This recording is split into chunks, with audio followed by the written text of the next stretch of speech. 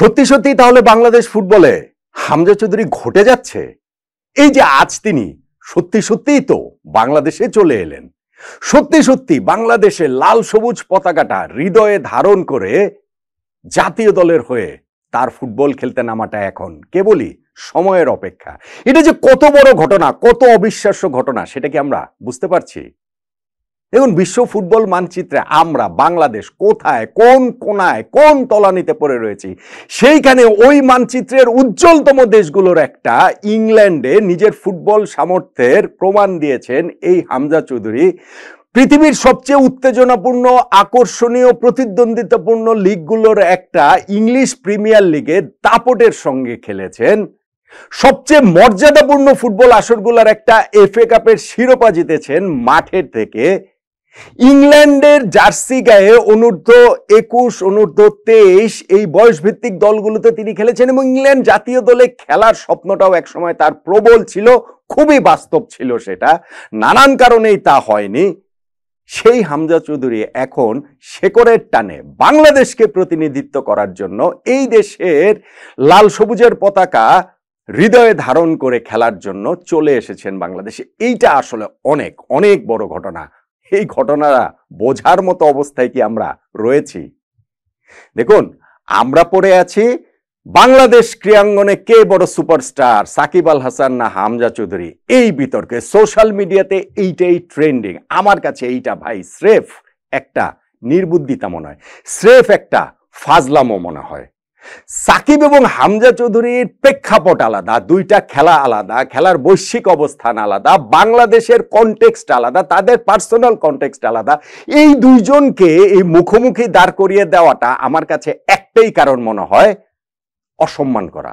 হয় হামজাকে অসম্মান করা অথবা সাকিবকে অসম্মান করা। প্রয়োজন নেই তো, যে যার জায়গায় তার অবদান রাখছেন, রাখবেন, আমরা বরং সেই দিকেই ফোকাস করি। যেই কারণে আমি আসলে এটা নিয়ে আলোচনাও করি নাই এই ভিডিওর মাঝখানে। এইটা জাস্ট শুধু আমি টাচ করে গেলাম, এটা আমার আলোচনার কোনো বিষয়বস্তু না। আমি যেটা বলছি সেটা হচ্ছে, হামজাকে কেন্দ্র করে বাংলাদেশ ফুটবলের একটা পুনর্জাগরণের যে সম্ভাবনার জায়গাটা দেখা দিয়েছে, সেইটাকে আসলে আমরা বাস্তবায়িত করতে পারবো কিনা, কতটা পারবো, কতটা আন্তরিক আমরা।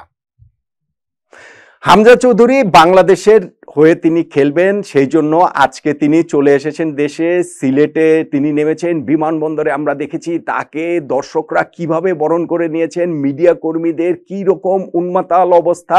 তিনি তার ওই যে সিলেটের হবিগঞ্জে তার ওই পিতৃপুরুষের বাড়িতে যাবেন, থাকবেন, এইটা নিয়ে দেশের ফুটবলের শ্বাসরাজ রব। তিনি চলে আসবেন তারপরে ঢাকায়। এইখানটাতে আমাদের জাতীয় দল তো এখন সৌদি আরবে প্র্যাকটিস ক্যাম্প করছে, তাদের সঙ্গে ঢাকাতে একটা ক্যাম্পে হয়তো হামজা চৌধুরী থাকবেন। তারপরে 20 তারিখে দলের সঙ্গে তিনি চলে যাবেন হচ্ছে গিয়ে ভারতের শিলংয়ে। সেইখানে আমরা এএফসি এশিয়ান কাপের বাছাই পর্বে ভারতের বিপক্ষে ম্যাচটা খেলবো। সেইটাই হামজা চৌধুরীর ডেবু হতে যাচ্ছে আমাদের বাংলাদেশের জার্সি গায়ে। হামজার বাংলাদেশে খেলার সম্ভাবনা নিয়ে বেশ কিছুদিন ধরে আলোচনা চলছে, কিন্তু এই ক্ষেত্রে এখনকার ফুটবল ফেডারেশন তাবিথ আউয়ালের যেটার প্রেসিডেন্ট, তাকে আসলে বা তার কমিটিটাকে একটা বিরাট বড় ধন্যবাদ দিতে হবে, কেননা তারাই এটাকে বাস্তবে রূপ দিয়েছে। গত ডিসেম্বর মাসে হামজা তার ওই খেলার অনুমতিটা পেয়েছেন ইংল্যান্ড থেকে বাংলাদেশের ওই নাগরিকত্ব পাবার ভিত্তিতে। সেইটাই প্রথমবারের মতো তিনি ভারতের বিপক্ষে ম্যাচটাতে মাঠে নামতে যাচ্ছেন। আমি যেটা বলছিলাম যে এটা কত বড় ঘটনা। দেখুন, আমাদের শৈশব কৈশোরে আমরা জানতাম আমাদের ফুটবলের একটা বড় ঘটনা, বিরাট বড় ঘটনা হচ্ছে গিয়ে কাজী সালাউদ্দিন ভাই, যিনি পরে বাফুফের সভাপতি হিসেবে প্রবল নিন্দিত হয়েছেন, কিন্তু ফুটবলার হিসেবে তিনি তুমুল নন্দিত। আমাদের ফুটবল ইতিহাসে এখনো সর্বকালের সেরা ফুটবলার আমি মনে করি সালাউদ্দিন ভাই। সেই সালাউদ্দিন ভাই হংকংয়ে পেশাদার ফুটবল লিগ খেলেছেন বাংলাদেশের একমাত্র ফুটবলার হিসেবে। এইটা আমাদের সবার জন্য ছিল একটা বিরাট বড় গর্বের জায়গা।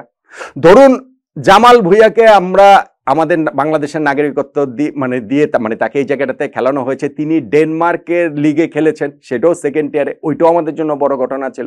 ধরেন তারেক কাজীকেও তিনি ফিনল্যান্ডের লিগে খেলেছেন, তাকে আমরা খেলাচ্ছি, সেইটা বড় ঘটনা ছিল।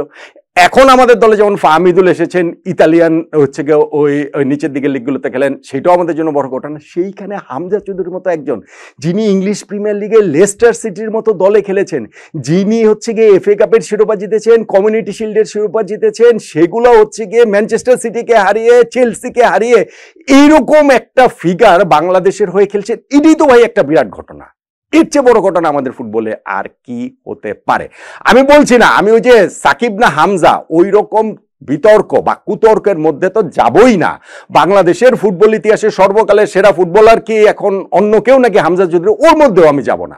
এগুলোর মধ্যে এখন যাও পুরোপুরি অর্থহীন। বরং আমরা হামজাকে কেন্দ্র করে আমাদের ফুটবলটাকে পুনর্জাগরণ করা যায় কিনা, সেইটা হচ্ছে কি আমাদের জন্য একটা অনেক বড় চ্যালেঞ্জ। হামজা চৌধুরীর মতো কোনো ঘটনা বাংলাদেশ ফুটবলে ঘটেনি, দ্যাটস ফর শিওর।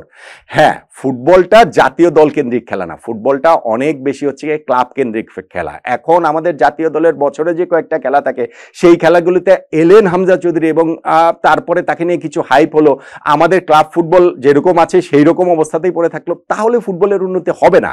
কিন্তু এই যে একটা অপরচুনিটি তৈরি হয়েছে, এই যে একটা উন্মাদনার যে তৈরি হয়েছে, সেই জায়গাটা থেকে আমাদের ফুটবল ফেডারেশন কতটা ভালোভাবে তা কাজে লাগাতে পারে, সেটা স্পন্সর বলুন, দর্শক যে মুখ ফিরিয়ে নাও, ফুটবলের দর্শক বলুন, মিডিয়া বলুন, সবাইকে নিয়ে সেইটা একটা বিরাট বড় চ্যালেঞ্জ। হামজা চৌধুরীর হাতে কোনো জাদুকাঠির স্পর্শ নাই। তিনি ভারতের বিপক্ষে ম্যাচে খেলতে নামবেন এবং তার জাদুকরী নৈপুণ্যে ভারতকে একাই হারিয়ে দেবেন, 3 গোল 5 গোল দিয়ে দিবেন, এইরকম বোকার মতো আশা আমি করছি না। কেউই আসলে করাটা সেটা ঠিক না। কিন্তু এইটাকে কেন্দ্র করে আমাদের ফুটবলটা একটা নতুন দিশা আসলে খুঁজে পেতে পারে, আমাদের ফুটবলের একটা নতুন একটা জয়গানের জায়গাটা তৈরি হতে পারে। হামজা চৌধুরীকে বা তার পরিবারকে স্পেশালি হচ্ছে গিয়ে বিরাট বড় থ্যাঙ্কস আসলে দিতেই হবে।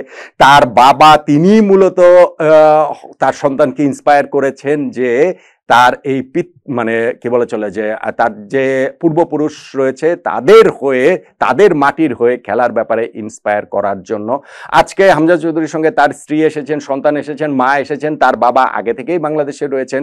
সো সবাইকে মিলে আমার মনে হয় এমন একটা অ্যাটমসফিয়ার আমাদের ক্রিয়েট করতে হবে, খুবই ওয়েলকামিং একটা অ্যাটমসফিয়ার ক্রিয়েট করতে হবে।